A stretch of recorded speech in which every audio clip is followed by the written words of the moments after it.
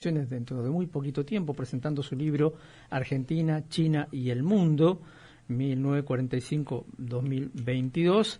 Esto va a ser el jueves 31 de este mes en el edificio Juan Figueredo de la Facultad de Humanidades y Ciencias Sociales, y está en línea. Francisco, bueno, un gustazo enorme de charlar contigo. Te saludamos Alicia Rivas y Miguel Riquelme aquí en la radio de la universidad. Buenas tardes, muchas gracias por la invitación y por el espacio. Bueno, Francisco es historiador y también sinólogo. Hacía rato que no leía o escuchaba esa palabra, la usaba Borges a veces, ¿no? Fulano de tal, sinólogo. Francisco, vos además de historiador sos un comunicador, se podría decir, porque haces materiales que circulan en redes en relación a la historia. Sí. Digamos, tengo mi labor académico y también tengo mi parte de divulgación. De hecho, bueno, ahora en este viaje a Misiones también voy a hacer una función en un espectáculo de stand-up sobre historia, llamada Históricas Historias de la Historia, que también, bueno, otra manera también de comunicar a públicos más amplios que pueden tener un interés en la historia, pero a lo mejor no tienen el tiempo de sentarse a leer un libro, etcétera. También. ¿Cómo se llama? Históricas Historias de la Historia. Bien. El primer chiste del show es explicar por qué los historiadores somos malos a la hora de ponerle nombre a las cosas. Es un trabalenguas eso. Sí. Mi productor tiene unas ganas de cambiármelo. Sí, te lo va a cambiar. Hace un año que resisto, pero tiene unas ganas de cambiármelo. En cualquier momento le pone otro nombre. Decirle que apoyamos esa moción. Bueno, vamos a ponernos un poco más serios. Vamos a hablar primero de la presentación de este libro y de hecho de la cocina de este libro, porque realmente no son muchos los trabajos que desde nuestro país abordan la cuestión china, la cuestión de China, de su expansión, de nuestra relación con China. ¿Cómo nace tu idea, tu intención o tu interés por mostrarnos esto? Bueno, yo en realidad, para responder a esa pregunta, tengo que antes responder a la pregunta de por qué estudié historia. Claro. Y fundamentalmente estudié historia porque es una disciplina que, a pesar de sus limitaciones metodológicas, ¿no?, te explica cómo funciona el mundo, ¿no? Te da una explicación bastante comprensiva de cómo fue que llegamos hasta acá. Y en eso, digamos, yo cuando empecé a hacer la licenciatura de historia en Buenos Aires, me di cuenta que la carrera está más enfocada en lo que es historia moderna, lo que es historia occidental, lo que es historia latinoamericana, lo que es historia argentina, todos tópicos muy importantes, pero que habían partes del mundo que me quedaban afuera, ¿no? Entonces, bueno, decidí desde muy temprano en la carrera empezar a rellenar esas partes en blanco en el mapa, ¿no? Y el primer país que me llamó mucho la atención fue China. Tuve la oportunidad de viajar en el 2012 para allá con mi familia, y la verdad que fue una experiencia que me voló la cabeza, ¿no? Un país a la vez, o sea, tan contradictorio, ¿no? Una civilización milenaria, un país hipermoderno, hiperdinámico, un país de unas dimensiones colosales, muy difíciles de realmente poder asimilar, ¿no? Y que, bueno, tengo que estudiar esto, tengo que comprender esto de alguna manera. Y ahí, bueno, cuando me recibí ya tenía la idea de hacer una maestría, y ahí es donde apliqué para hacer, hice una maestría de estudios latinoamericanos en la Universidad de Oxford, y ahí me empecé a meter con el tema de las relaciones diplomáticas entre China y Argentina, que también era como una manera de poder hacer un aporte a China desde mi realidad, que soy un historiador argentino. Entonces ahí me metí con el tema de historia diplomática, historia bilateral, y de Oxford me gané una beca para hacer una maestría en China en la Universidad de Pekín. Entonces ahí me mudé 2 años a Beijing, ahí continué mis investigaciones, volví al país a mediados del 2019 y con un par de años más de trabajo encima, finalmente publiqué este libro a principios del 2023. ¿Cómo es vivir en China?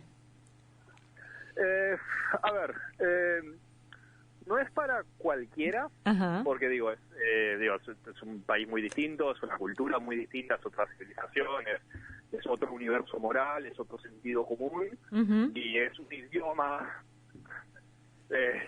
un poco complejo, ¿no? Partiendo de la base que es un idioma que no tiene alfabeto. Claro. El chino se escribe con caracteres, tienen un carácter por cada palabra, o juntan 2 caracteres y hacen una nueva palabra, pero claro, tenés un par de cosas que tenés que estar dispuesto a pegar el salto, claro. Pero si tenés un poco ese espíritu aventurero, si tenés un cierto manejo a la frustración, la verdad que es una experiencia increíble. La verdad que fueron años en los que fui muy feliz, una experiencia fascinante. Creo que a nivel individual China es el país con más cosas en el mundo para ver si combinas naturaleza, cultura y modernidad. O sea, naturaleza, pensemos que es el tercer país más grande del mundo.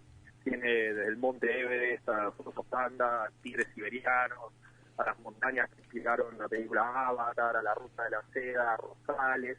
La cultura es, vamos, impresionante, la ciudad prohibida, la muralla china, donde nace la muralla china en el mar, donde muere la muralla china en el desierto, la Ruta de la Seda, colecciones de cuevas budistas impresionantes, y la modernidad china, que es una cosa abrumadora. Claro. Y en eso no solo, digamos, son las ciudades más conocidas como Beijing y Shanghai, pero por ejemplo una ciudad, Chongqing, una ciudad del interior profundo de China que tiene 17 millones de personas, y la cosa más parecida que vi en mi vida a Ciudad Gótica de Batman. Claro. Me acuerdo cuando yo estaba viviendo allá que todavía pagar con QR acá era un sueño muy lejano. En mi último año en China llegué a pagar con una sonrisa. Entré a un kiosco donde no te atendía nadie, agarraba una botella, ibas al mostrador, el mostrador te escaneaba la cara, que estaba linkeado a tu app de pago, que estaba linkeado a tu cuenta del banco, que estaba linkeado a tu pasaporte, y decía, ni hao Francisco, todo es tanta plata, si querés comprarlo, sonreí, compra, me sacaron la plata de la cuenta y seguí con... O sea, esas cosas de realmente una vanguardia tecnológica que... había una cosa de vivir en China para mí como experiencia subjetiva, que es que todos los días de alguna manera el mundo parecía nuevo, claro, porque no sabías con qué te ibas a encontrar. Claro. Francisco, vamos un poco al tema, no solamente de la presentación del libro, que va a estar asociada también a una conferencia, una disertación acerca de la cuestión geopolítica de la relación Argentina-China. Vos decías también hay aspectos históricos, en el libro eso está, porque es un recorrido histórico también de esas relaciones. Empecemos por ahí, ¿no? China está en un proceso de expansión que no para, que es una máquina increíble, ¿no? Todo el tiempo uno se entera de cosas nuevas que están haciendo. Hablo, por ejemplo, del puerto en Perú, que va a ser el puerto más grande sobre el Pacífico, y eso es trabajo chino, la relación con Brasil, en fin. ¿Cómo enfocaste vos eso? Bueno, una cosa que hice es intentar, desde mi lugar, corregir lo que, en mi entendimiento, es un error de lo que se comete muchas veces haciendo historia diplomática entre dos países, que es que se hace puramente historia bilateral, ¿no? Bueno, China y Argentina estuvieron haciendo esto y lo otro, y firmaron tal cosa, hicieron este acuerdo, intercambiaron tantos productos y servicios. Y mi libro lo que es un esfuerzo por intentar inscribir la historia de las relaciones sino-argentinas dentro de lo que es la historia global, ¿no? Y ahí es donde entra la parte geopolítica, porque para mí la naturaleza de la relación entre Chile y Buenos Aires solo se explica dentro del contexto de lo que es la estructura del sistema internacional. Y en mi libro hablo mucho de lo que fue el fin de la Segunda Guerra Mundial y la Guerra Fría y ese mundo bipolar, el alejamiento de China de la Unión Soviética, el acercamiento de China a Estados Unidos, de los procesos de democratización en América Latina, ese momento unipolar de la posguerra fría, y termina ya, digamos, en los albores, que estamos viendo esa emergencia de un mundo multipolar con nuevas reglas de juego, con nuevos actores y con un horizonte de posibilidades también mucho más amplio para un país mediano como es el nuestro. Y en el libro uno encuentra pistas que nos puedan explicar cómo es que llegamos a esta China y a esta China que ahora es un jugador muy importante geopolíticamente, que además tiene vínculos muy fuertes con toda América Latina. Estábamos esta semana viendo lo que fue la reunión de los BRICS en Río de Janeiro. ¿Hay pistas que expliquen cómo llegamos a esta China? Sí, y de hecho, bueno, mi libro en realidad son 3 libros de historia en uno, en un cierto sentido, ¿no? Porque es un libro, no es particularmente corto, tiene 545 páginas, como entenderán, no soy un hombre con gran capacidad de síntesis, pero... No sabes nombrar de espectáculos y tampoco sintetizar. Tengo varios efectos, lastimosamente, bueno. Pero siempre lo pensé como un libro de consulta, siempre lo pensé como un libro que sea fácil para el lector de encontrar la información que necesita. Con lo cual, todo el libro en realidad tiene la misma estructura. Los capítulos son años, organizados en torno a la historia política argentina. E internamente los capítulos siempre tienen la misma subdivisión, que es China, Argentina y relaciones sino-argentinas. Entonces yo explico, mira, esto es lo que está pasando en China, esto es lo que está pasando en Argentina al mismo momento, y esto es lo que están haciendo los países el uno con el otro en plano bilateral.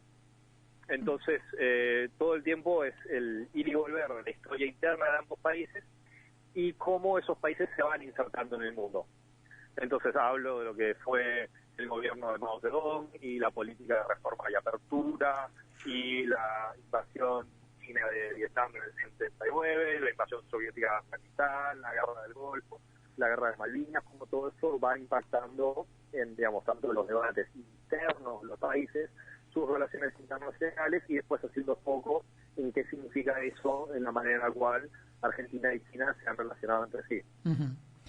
¿Cómo aparece la relación Perón-Mao, de la que tanto se ha hablado en algunas ocasiones? Yo, otra cosa que tiene mi libro de original es que tuve la oportunidad de hacer muchas entrevistas a distintas figuras que fueron destacadas en distintos momentos y pude entrevistar a dos de las personas que justamente fueron en la delegación en 1965 y son quienes llevaron la carta de Perón a Mao, que fueron Pancho Gaitán y Jorge Rulli, este último que lastimosamente falleció el año pasado o el anterior. Y en eso es interesante también, porque también entender ese acercamiento del peronismo al maoísmo también es entender la propia historia del peronismo, ¿no?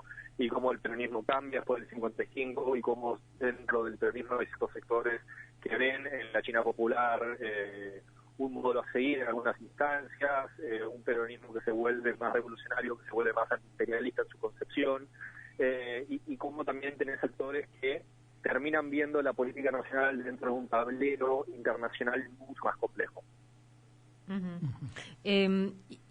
Viendo un poco los años, así como está estructurado el libro, más cerca en nuestro tiempo, 2011-2015, hablas de asociación, estrategia, integración. ¿Qué estaba pasando ahí en relación a China y la Argentina?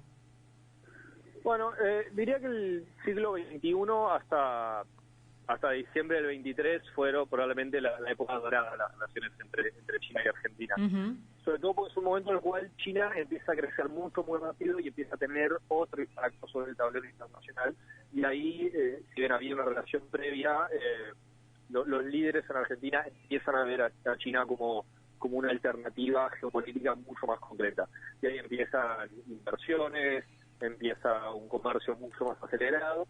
Pero también no hay que olvidar que la relación entre Argentina y China no se limita puramente a lo comercial, y de hecho tenemos una rica historia de cooperación en un montón de ámbitos distintos, en cooperación científica, en energía nuclear, en biotecnología, en exploración aeroespacial, en las campañas antárticas, en cooperación cultural, y también hay un gran pilar en la relación bilateral, que es el apoyo mutuo y recíproco de China al reclamo soberano argentino sobre las Islas Malvinas y de Argentina en la política de reunificación pacífica de China con el tema Taiwán. Y eso es una cosa que siempre que se juntaban dos presidentes siempre aparecía en la declaración final, y en eso me parece que tenemos que ser muy claros al afirmar que dentro de los miembros permanentes del Consejo de Seguridad de Naciones Unidas con capacidad de veto, nuestro aliado natural más firme, más sólido, más confiable en la causa Malvinas es sin lugar a dudas la República Popular China. Porque como Taiwán y Malvinas en algunas cosas son casos comparables, Beijing nunca va a permitir, digamos, en el plano de las relaciones internacionales, que haya una jurisprudencia como Malvinas que vaya en contra de su propio reclamo sobre Taiwán. Entonces siempre ha sido un pilar muy sólido en la relación. Vuelvo al principio. ¿Recomendarías a estudiantes argentinos de grado hacer un posgrado en alguna universidad china, que son muchas y de enorme prestigio? Absolutamente. ¿Y qué le recomendaría en ese sentido, ¿no? Por el mismo tema, el vínculo, de qué manera se puede canalizar una solicitud o una inquietud de esta naturaleza? A ver, no, en eso, digamos, yo los invitaría a que estudien temas que los apasionan. Y hay muchas cosas que se pueden hacer de China. Si te interesa la historia china, si te interesa la cultura china, si te interesa la filosofía o la literatura, si te interesa la parte tecnológica, si te interesa la parte comercial, si te interesa la minería, si te interesa la ciencia. Hay muchísimas cosas que se pueden hacer con China. Hay muchísimas becas disponibles y la verdad es que hay un montón de oportunidades y relativamente poca gente que las aprovecha. Claro. Y en eso, no sé, siento que sí, hay estudiantes que nos están escuchando en este momento que a lo mejor están fantaseando con eso. Me gustaría derribar un mito, porque a veces la gente piensa que es muy, muy, muy difícil poder acceder a una beca para ir a estudiar a China. Y la verdad que no, hay mucha oferta. Hay becas que postula la embajada acá, hay un montón de programas internacionales, hay un montón de becas de distintas universidades. Y me parece que 1 año o 2 años en China, la verdad que a nivel académico, a nivel profesional, a nivel personal, la verdad que para mí es una experiencia trascendente, digamos, de transformación personal. Creo que te abre muchísimo los horizontes, creo que te da un entendimiento de lo grande y variado que es el mundo, que es difícil obtener, digamos, más cerca de casa. Uh-huh. El libro está publicado por la editorial de la Universidad Nacional de Quilmes. ¿Cómo es el vínculo también de nuestras universidades con las universidades chinas en esta posibilidad de intercambios? ¿Qué sabes de eso? No, en eso los vínculos académicos, digamos, todo lo que es la cooperación interuniversitaria ha aumentado muchísimo en los últimos años. Hay muchas universidades en Argentina que tienen su propio Instituto Confucio, ¿no? Los Institutos Confucio son estas instituciones que el gobierno chino funda en universidades de distintas partes del mundo para la promoción y la enseñanza del idioma. Hay muchas universidades que tienen intercambios, hay muchas universidades, digamos, que tienen algunos esquemas preferenciales a la hora de aplicar para becas. Hay mucho intercambio también de docentes, y todavía en eso hay mucho por hacer, digamos, y en eso, digo, de la misma manera que las relaciones entre China y Argentina no tienen por qué limitarse a las relaciones entre Beijing y Buenos Aires, y de hecho en eso vemos una multiplicación y una dinamización de todo lo que es la diplomacia a nivel subnacional. También a nivel universitario hay muchas cosas que se pueden ver, hay muchas cosas que se pueden hacer, y en eso hay un océano de posibilidades que tampoco se limita meramente a Beijing y a Shanghai. Digo, por ejemplo, Wuhan es una ciudad de unas 12 millones de personas, Guangzhou es una ciudad de 20 millones de personas, Tianjin es una ciudad de 17 millones de personas. La mayoría de las provincias chinas tienen una población más grande que Argentina, y en todos esos lugares hay lugares increíbles, hay muy buenas universidades, hay muchas posibilidades de cooperación, hay muchas posibilidades de intercambio. Y en eso también hay un consejo que daría, es tampoco, a veces hay una tentación de ver China todo como un monolito. Claro. Y en realidad la oferta, la diversidad interna de ese país es también titánica. Claro, tal cual. Es una vida para aprenderla. Bueno, te mandamos un abrazo enorme, te esperamos por acá y seguramente podremos charlar un poco más inextenso sobre todas estas cosas. Me encantaría. Vamos pensando un nombre para tu stand-up. Eso sí, vamos a ir con una propuesta concreta. No sean malos. Hago lo que puedo. Bueno, un abrazo. Un abrazo, Francisco. Hasta luego. Muchísimas gracias por la invitación y por el espacio. Hasta luego. Que terminen muy bien la semana. Hablábamos con Francisco Tayana, que es historiador, sinólogo, es decir, es experto en China, argentino, docente de la Universidad de Quilmes, autor de este libro que se va a presentar en Posadas, y la presentación se va a hacer el jueves 31.